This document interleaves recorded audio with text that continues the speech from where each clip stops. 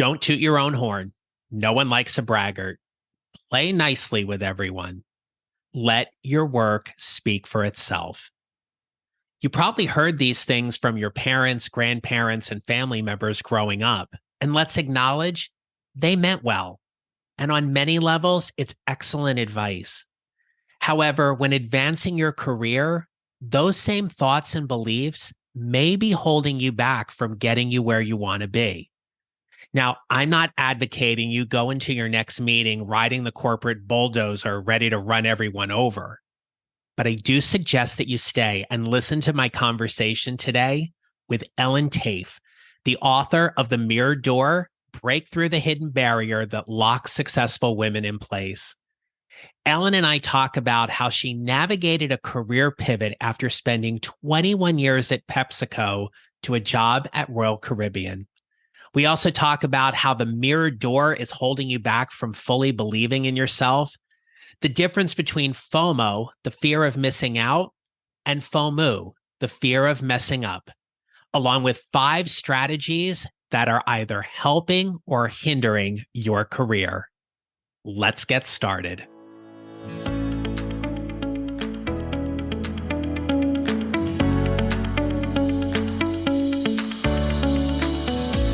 Hello, my friends. This is episode 200. It is a milestone episode of the Mid-Career GPS podcast.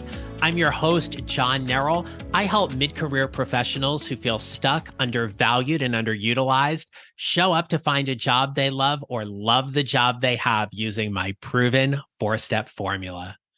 My guest today is Ellen Taaffe. Ellen is a clinical associate professor at the Kellogg School of Management, where she teaches personal leadership insights and is the director of women's leadership programming.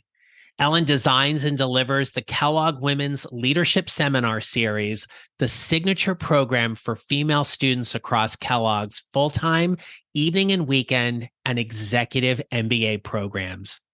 Ellen spent 25 years with Fortune 500 companies, holding the top brand management post at divisions of PepsiCo, Royal Caribbean, and the Whirlpool Corporation.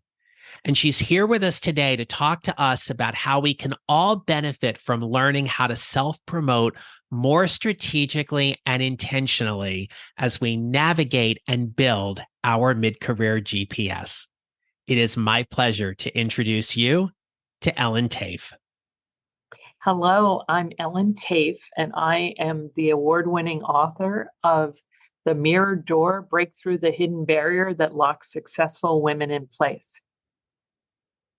Ellen, I love the title of your book and I love what's inside of it. And so we're going to spend some time talking about that today. But before we get into all of that, I'd love for you to share with us a little bit about what was your mid-career moment, that moment when you found yourself pivoting careers or something that changed that really set you up for the rest of your career.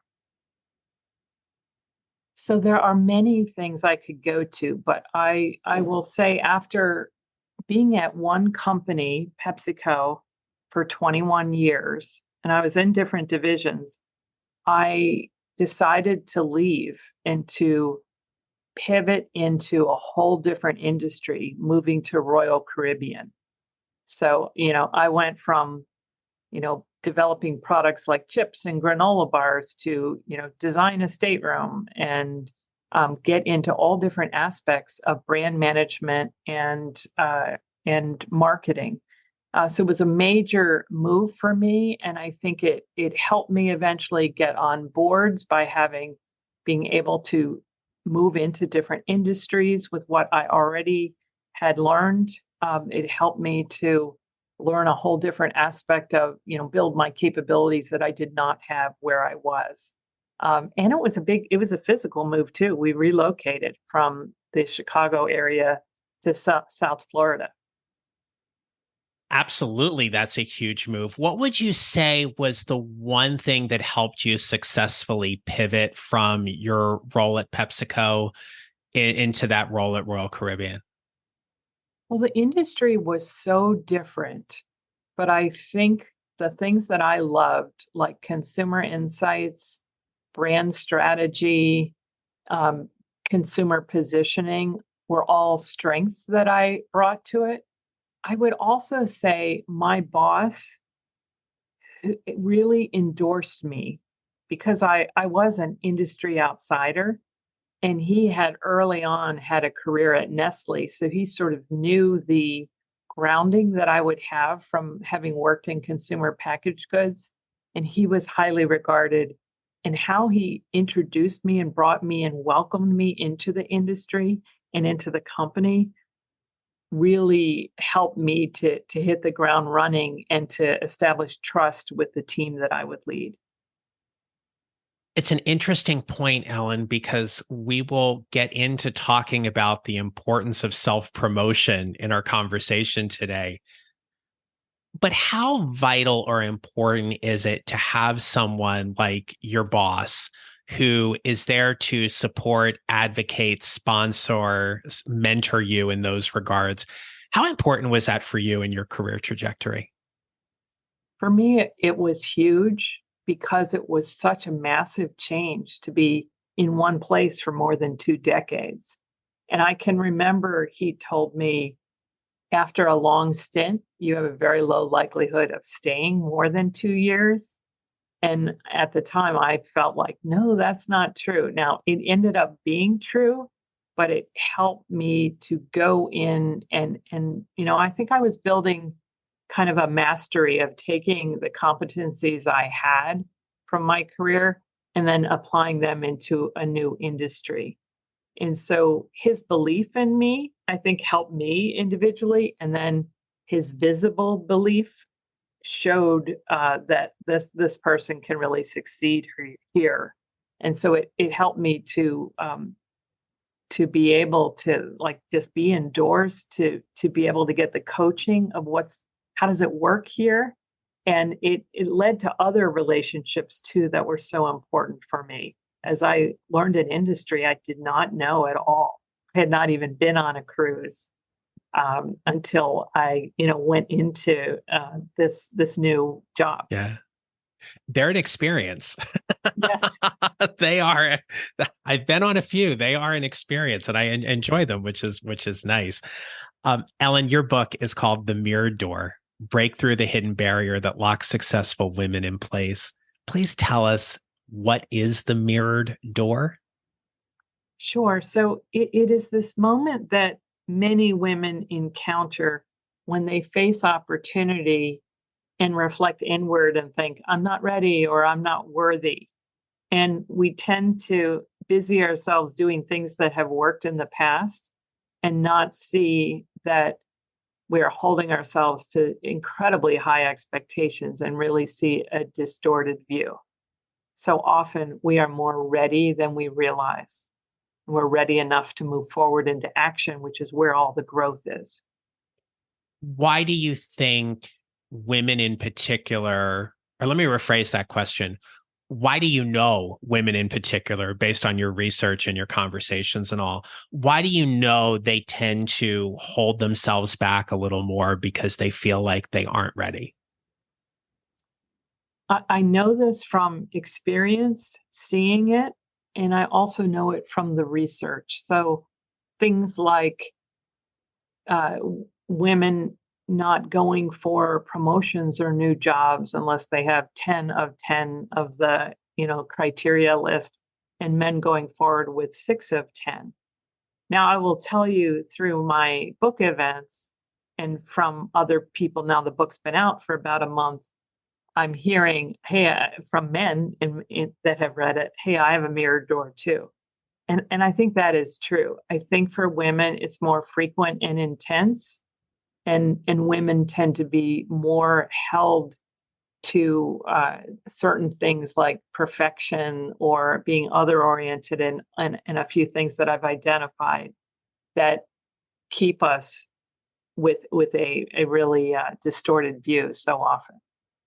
I appreciate you sharing that, because typically for the people who are listening to this podcast, really big hearts, big centered leaders, heart-centered leaders and professionals.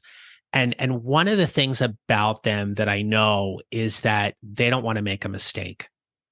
Mhm. And I see that come up a lot, especially with my one on one clients when we first start working together, where they will look at a job posting and it is far easier for them to talk themselves out of applying to it than applying.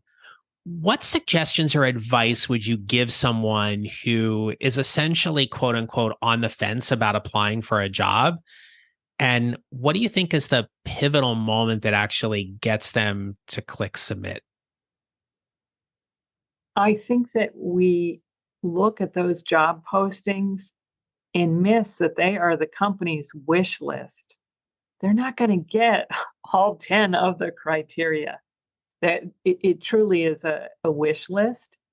And they also, if you walked in there with all 10 and with great expertise, chances are you wouldn't get the job because you'd be overqualified.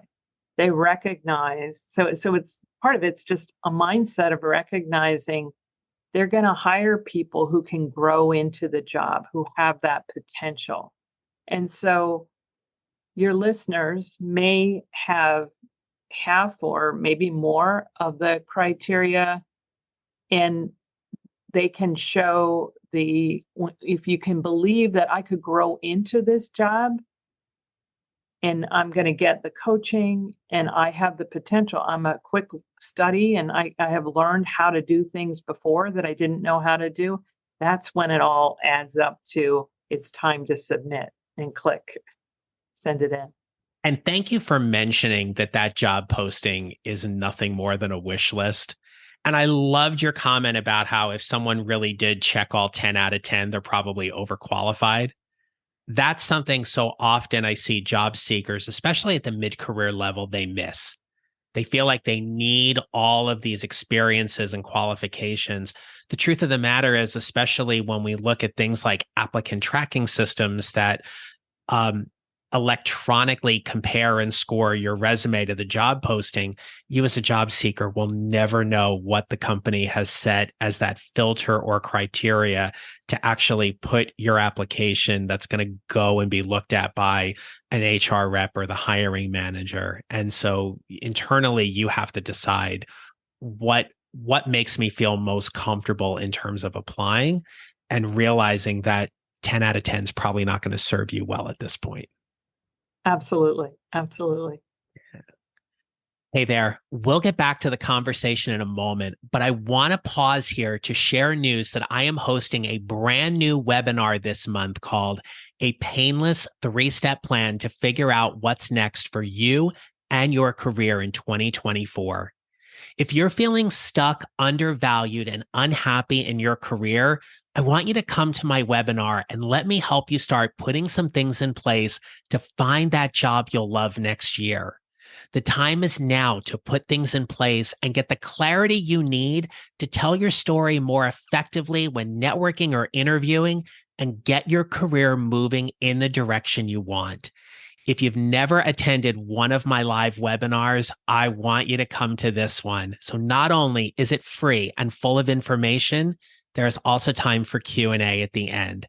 So you can check the show notes or go to my website, johnneral.com/webinar for times and how to sign up. And if you can't attend live, that's okay. Register anyway, because a replay will be available for a limited time. Okay, let's get back to the episode. So if somebody is looking for an internal promotion, they've demonstrated the necessary skills and competencies at the level above them. They're getting great reviews on their performance appraisal. They're having those conversations with their supervisor. It now comes time for them to self-promote.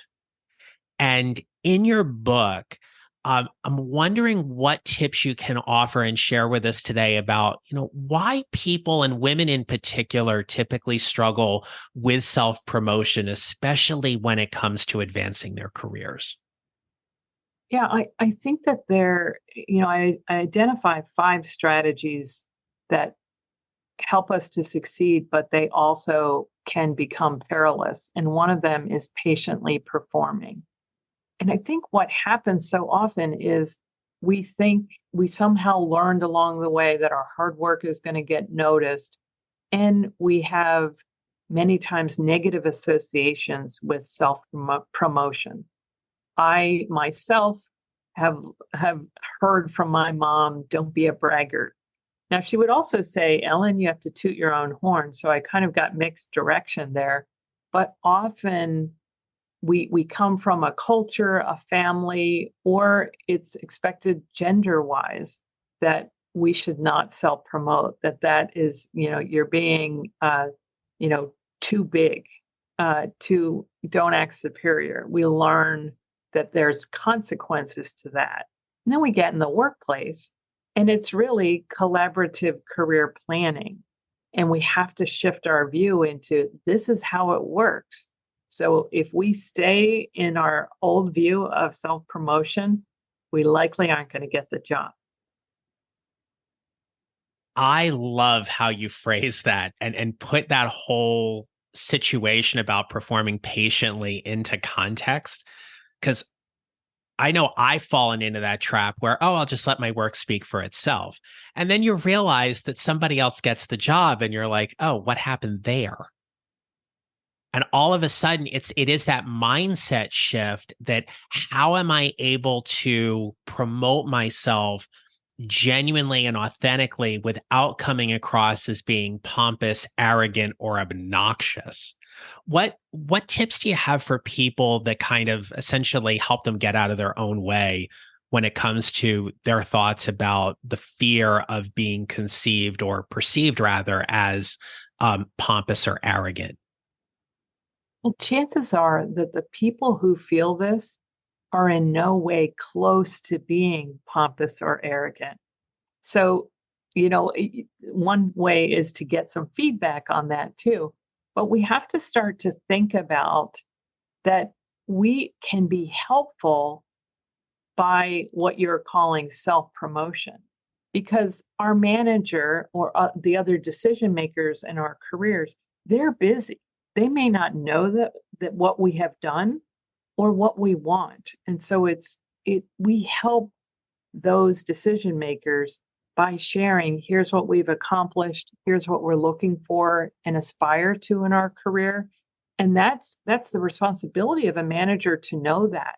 So if you're keeping quiet, you might get perceived as being less ambitious than you really are when you're just holding to this feeling that I can't self-promote. Thank you for that. That is absolutely going to help a lot of people and reframe that whole concept of how they can advocate for themselves better in their careers. Ellen, you've got 4 other strategies in addition to performing patiently and waiting to be noticed. I'd love to just talk with you a little more about here. So another one of your strategies is about preparing for perfection. What do you mean by that? So this is that person or that behavior that is delivering excellence, is the go-to person, and does it through hours and hours of preparation. And they show up bulletproof. I mean, they are always have the answers. And what happens is, I mean, that's a great thing. We want that on our teams. But what happens is as we get busier, as our plates get fuller, and as we have to move forward and decide things with less information than we once had, we can be seen as the worker bee and the person we want on the team, but not the leader of the team. So there is a shift that we have to make. And so often, like my students say, use FOMO a lot. I think there's FOMU, fear of messing up. And that perfectionism is really tied to that because we don't have the time for preparation and we fear messing up. And so sometimes we don't address things, we don't decide, we don't delegate because we don't trust that other people can deliver that way. So this wonderful, intention can turn against us too. So we have to practice a bit of stepping back, moving forward, stepping back and letting other people do some work too, but also moving forward with imperfection and uncertainty in the lowest stakes possible to build that muscle. In your research, as well as your experience, when you talk about that person who is the worker bee and they're always delivering that high quality work, how often do you see that they become so valuable in that role that the company is unwilling to move them out of it because no one can come behind them and do that work at the same level? Oh, I think I have seen that happen before. And I think that's where I go back to self promotion. I think stating what you do want. Maybe you want to be that, but so often that's a person getting stuck. And so the more you can elevate your opinions, your points of view that are more strategic than tactical and analytical, the more you can elevate yourself and express what you want in your career. That's your best way to fight against that happening. And of course, you can always identify other people who could fill your shoes. Well said. Thank you. Another strategy, Ellen, that you have is about being eager to please. And I know this one is going to absolutely resonate with a lot of the listeners here today. So, talk to us a little bit more about what it means to be eager to please. Sure. And it resonates with me too. Uh, so Say, me too. sadly, yeah, yeah. So this is that person who that behavior that's really other oriented. It can be the glue that holds the team together. People know how to motivate others and also keep the peace. But if you think of it like a seesaw, it is not always evened out, and it can over time be all about other people, and we can neglect our own needs. And it shows up in things like always saying yes, not setting boundaries, and not addressing conflict. And one of the amazing things about this school, this skill is and behavior. This is about people who really care about others, and that's the key to tap into the care that you have to be honest and give feedback because you care about that person's career or the team or the company.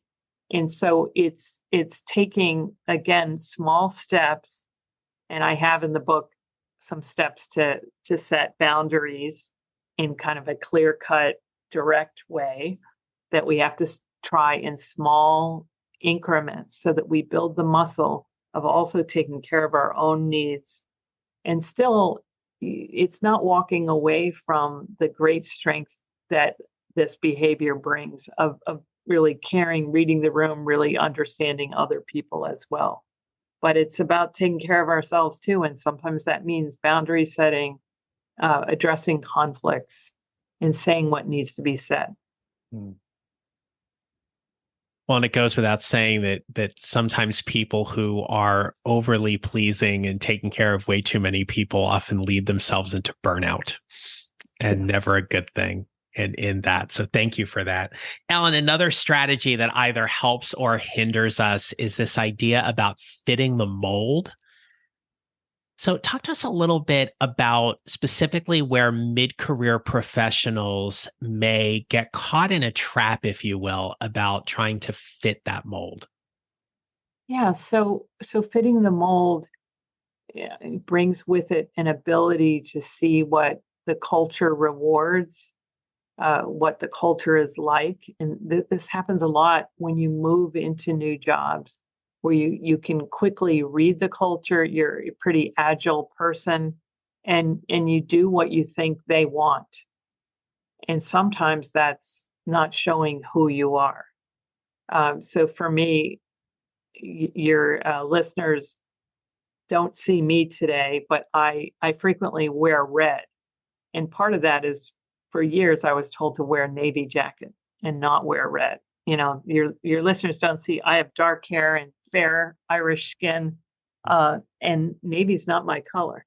Now that may be an out of date thing, but what is happening for people is they're navigating different parts of their identity or their style, and whether that's a black woman wondering, can she wear her natural hair, or someone coming out in the workplace. It's a really individual thing to navigate through, how much we want to share of ourselves. But it also is something like, for me, when I moved into a company, the style of influence was pounding your fist on the table. Mm. Now, we've only talked for a few minutes, but that is not my style. You might be able to tell that from my voice. I'm more of the thoughtful, here's why that doesn't work, not pound your fist on the table. And it would be really performative for me to do that. And I had to decide, can I succeed here? Because everyone seems to be in that mode. Right. And so it's an individual thing. But what happens is, when we don't fit whatever the majority is, whether that's obvious or it's invisible and we just feel it, it can seed doubt. It can seed doubt of, like, did they really hire me? Or if I showed more of myself, will I still belong here? So it can be a very individual, isolating thing as well. And each person has to think through am I up for driving change? Am I willing to be a pioneer? Or do I need to find my way elsewhere? From a mid-career standpoint, if you've been in this or feeling this for a while, it's really exhausting. Hmm. And it can really be depleting too, Oh, over time. as I was prepping for our conversation, it reminded me about an organization I worked in where colorful language was the norm. Mm-hmm. Now, I am no prude, and there are times when I think a colorful word absolutely is right in that moment. But using it repeatedly over and over and over again, especially in the workplace, was not the way I was raised, trained, or brought up.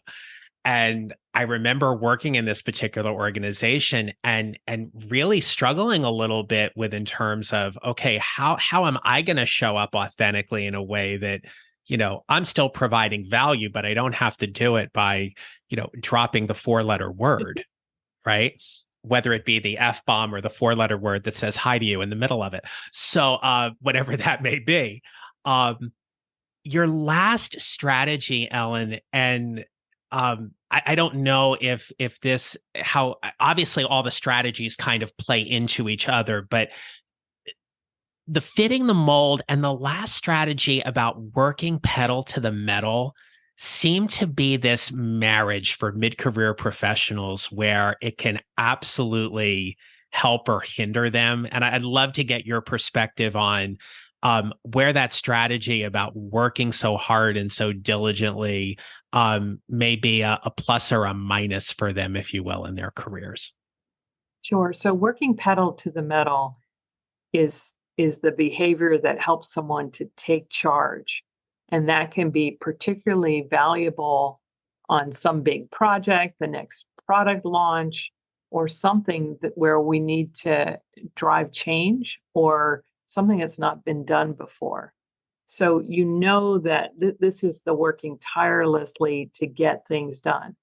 The risk is that sometimes we're taking so much charge ahead of our people. And so this is where the solution is to pause and reconnect with your people.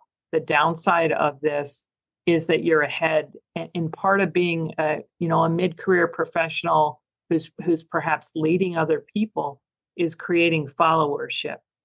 And so if you are burning ahead of everyone else and your team is not following along, you have a problem.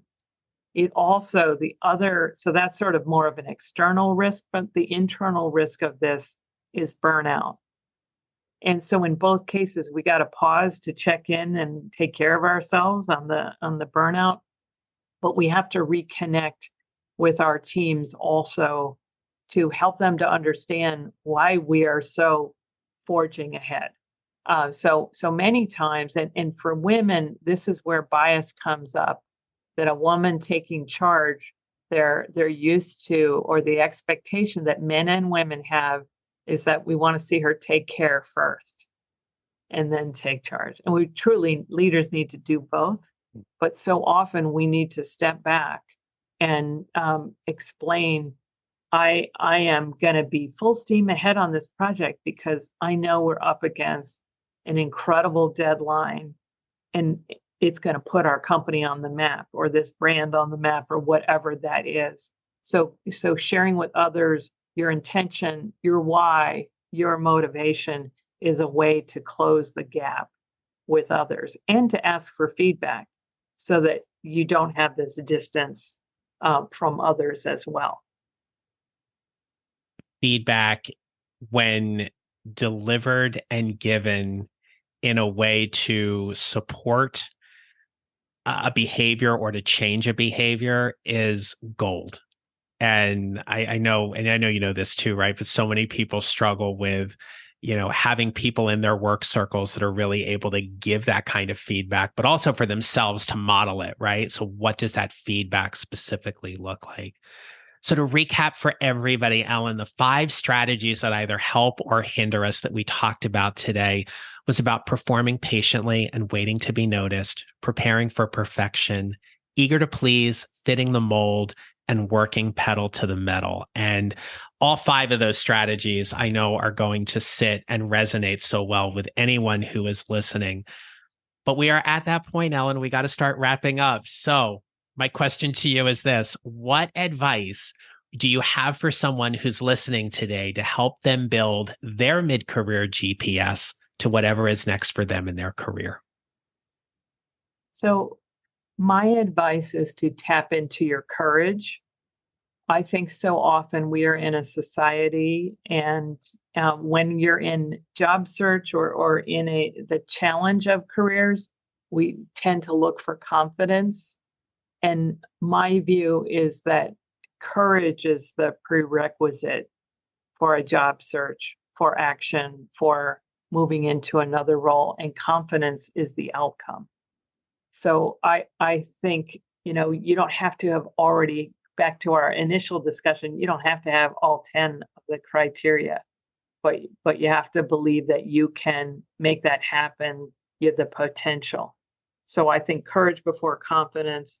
I also would recommend creating a top 10 list of what is most important to you at this stage of your career, whether that is something about the content of your work, the compensation, the capabilities, or the credibility that you're building, or room for your life, and create a top 10 list, and then divide 100 points and see, how does your current job hold up, and use it as a screen when you look at other jobs. It helps. I've done this, and it helped me to not get overly excited about something that looked all sexy and bright and shiny, when it really didn't have what I was up for in that next stage of my life.